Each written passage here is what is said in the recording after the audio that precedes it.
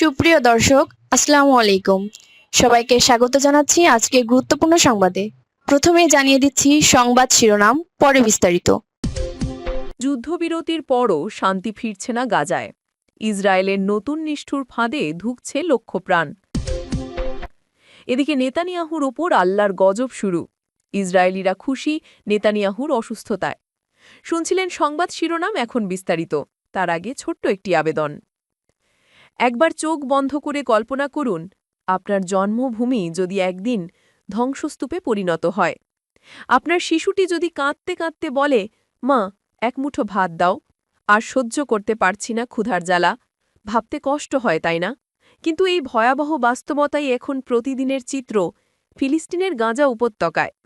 তাই অনুরোধ করছি, নিচে কমেন্টে লিখুন, গাজায় শান্তি চাই। আর গাজার শিশুর কান্নায় যদি আপনার হৃদয় কাঁদে, তাহলে শেয়ার করে ছড়িয়ে দিন প্রতিটি ধর্মপ্রাণ মানুষের কাছে। আপনার একটি শেয়ার, আপনার একটি কথা হয়তো পৌঁছে যাবে সেই শিশুদের কাছে যারা আজও আশায় বেঁচে আছে। সাবস্ক্রাইব করুন আমাদের চ্যানেল, কারণ আমরা বলি সেই খবর যা বড় বড় মিডিয়া লুকিয়ে রাখে। চলুন বেশি কথা না বাড়িয়ে বিস্তারিত জেনে নিই। যুদ্ধবিরতির পরও শান্তি ফিরছে না গাজায়। ইসরায়েলের নতুন নিষ্ঠুর ফাঁদে ধুঁকছে লক্ষ প্রাণ।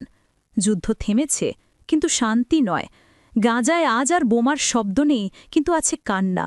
ইসরায়েলের নির্বিচার বোমাবর্ষণ হয়তো থেমেছে, কিন্তু বেঁচে থাকার সংগ্রাম এখন আরও ভয়ঙ্কর। যুদ্ধবিরতির পর মানুষ ফিরেছে নিজ ভিটে মাটিতে, কিন্তু ফিরে পেয়েছে শুধু ধ্বংসস্তূপ, ভাঙা দেয়াল, পোড়া ছাদ আর জীবন্ত কবরের মতো গৃহ। যে বাড়িগুলো একদিন ছিল হাসির ঠিকানা, সেগুলো এখন মৃত্যু আর শোকের স্মারক। ফিলিস্তিনিরা ফিরছে শূন্য ঘরে, মরে যাচ্ছে ক্ষুধায়।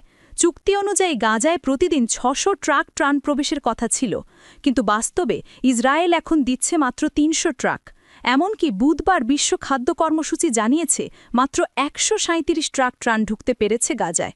এই ট্রাকগুলোই ছিল সামান্য ময়দা আর কিছু ঔষধ, কিন্তু পানি, জ্বালানি, শিশুদের দুধ কিছুই নেই। খান ইউনিসের বাসিন্দা মাহমুদ এমাদ রোস্তম কাঁদতে কাঁদতে বলেন, আমরা বাঁচতে চাই, কিন্তু খাবার নেই, পানি নেই, বিদ্যুৎ নেই, শুধু অন্ধকার। আর গাজার নারী গাদা আল কুরদের আর্তনাদ, পুরো শহরটাই শেষ, কেউ সাহায্য করছে না, আমাদের সন্তানরা ধীরে ধীরে মারা যাচ্ছে। দর্শকবৃন্দ, এ যেন জীবন্ত নরক। ইসরায়েলের নতুন খেলা, ত্রাণকে অস্ত্র বানানো। বিশ্বজুড়ে এখন যে অভিযোগ সবচেয়ে জোরালো, তা হল ইসরায়েল যুদ্ধ বন্ধ করে এখন ত্রাণকে অস্ত্র হিসেবে ব্যবহার করছে। তাদের দাবি, হামাস মৃত জিম্মিদের ফিরিয়ে দিতে দেরি করছে।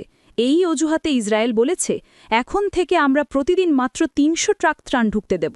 এমনকি দক্ষিণ গাজার রাফা সীমান্ত বন্ধ করে দেওয়ার হুমকিও দিয়েছে তারা। অবশেষে চাপের মুখে খুললেও ত্রাণ এখনও সাগরে এক ফোঁটা পানির মতো। লন্ডন ভিত্তিক মানবিক সংস্থা মেডিকেল এইড ফর প্যালেস্টিনিয়ান্সের ডাইরেক্টর ফিকার সালতুদ বলেছেন, মানুষ বাঁচানোর ত্রাণকে দর কষাকষির অস্ত্র বানিয়েছে ইসরায়েল। এটি মানবতার ইতিহাসে এক ভয়াবহ কলঙ্ক। মৃতদেহ ফেরত নিয়েও ঘৃণ্য রাজনীতি। চুক্তি অনুযায়ী হামাস জীবিত ২০ জিম্মিকে ফেরত দিয়েছে, কিন্তু মৃত জিম্মিদের ফিরিয়ে দিতে বিলম্ব করছে বলে অভিযোগ করেছে ইসরায়েল। তবে মধ্যস্থতাকারী গেরসন বাস্কিন জানিয়েছেন, হামাস নেতাদের অনেকেই নিহত, মৃতদেহ ধ্বংসস্তূপের নিচে, তাই দ্রুত ফেরত দেওয়া কঠিন। কিন্তু তবুও ইসরায়েল সেই বাস্তবতা উপেক্ষা করছে, আর সেই সুযোগেই ত্রাণ কমিয়ে দিচ্ছে, ক্রসিং বন্ধের হুমকি দিচ্ছে।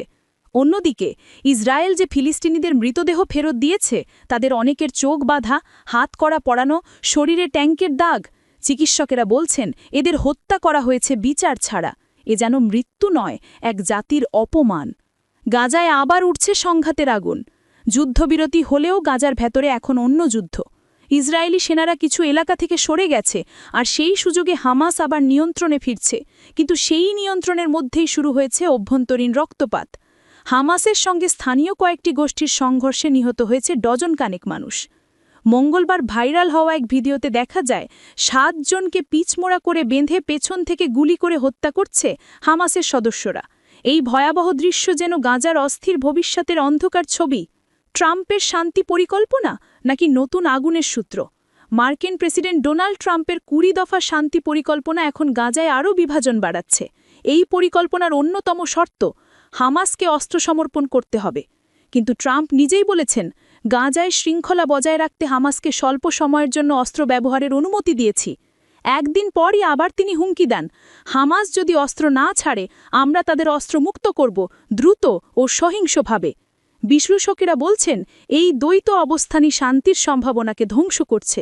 গাজা যেন এখন এক রাজনৈতিক দাবার বোর্ড, যেখানে সাধারণ মানুষ কেবল গুটিমাত্র। শান্তি চুক্তির ছদ্মবেশে নতুন মানবিক বিপর্যয়।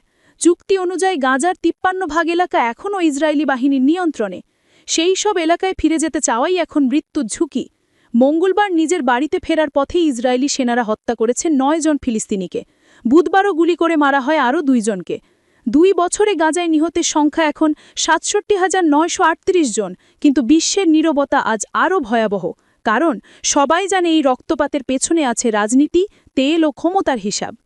শেষ বার্তা, যুদ্ধবিরতি নয়, মানবতার বিজয় চাই।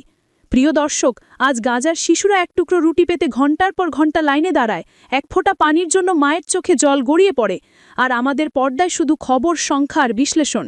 কিন্তু মনে রাখবেন, প্রতিটি সংখ্যা মানে একটি জীবন, প্রতিটি ধ্বংসস্তূপ মানে একটি গল্প। তাই আসুন মানবতার পাশে দাঁড়াই। নিচে কমেন্টে লিখুন, আমি গাজার পাশে আছি। আর চ্যানেলটি সাবস্ক্রাইব করুন, কারণ সত্য প্রকাশের এই যুদ্ধে আপনার কণ্ঠটাই সবচেয়ে শক্তিশালী অস্ত্র। যুদ্ধবিরতি শুধু অস্ত্র থামায়, কিন্তু হৃদয়ের ক্ষত থামায় না। আজ গাজায় শান্তি ফিরছে না, কারণ সেখানে এখনও বেঁচে থাকার অধিকার নিয়ে যুদ্ধ চলছে, একটি জাতির, একটি শিশুর, একটি মানবতার। এদিকে নেতানিয়াহুর ওপর আল্লাহর গজব শুরু। ইসরায়েলিরা খুশি নেতানিয়াহুর অসুস্থতায়।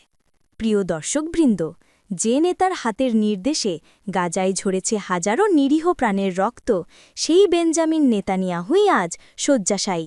বিশ্বজুড়ে অনেকে বলছেন, এটাই আল্লাহর গজবের শুরু। বুধবার 15 অক্টোবর ইসরায়েলি প্রধানমন্ত্রীর কার্যালয় এক বিবৃতিতে জানিয়েছে, নেতানিয়াহু গুরুতর অসুস্থ হয়ে পড়েছেন।